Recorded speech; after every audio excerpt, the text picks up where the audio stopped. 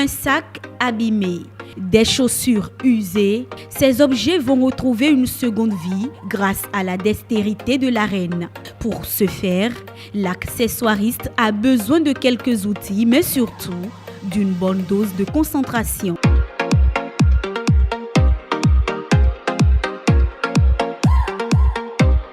Une heure d'horloge après, voilà le résultat. La reine est détentrice d'une licence professionnelle en finance et comptabilité, mais elle n'a jamais rêvé travailler en entreprise. Depuis quelques années, elle troque son costume de financière contre la blouse de l'accessoiriste. Une accessoiriste de mode, c'est celle qui habille les sacs, les chaussures, les pochettes et autres en paille. D'abord, je dirais que c'est une passion et c'est la volonté de Dieu aussi. Parce que si je devais vraiment commencer, ça ne serait pas la couture. Mais j'ai préféré ce domaine pour accompagner les sœurs et les frères couturiers, couturières qui ne sont pas dans le domaine. Donc je m'approche d'eux pour les aider, accompagner leur ensemble d'un sac ou bien d'une chaussure selon la demande de la clientèle.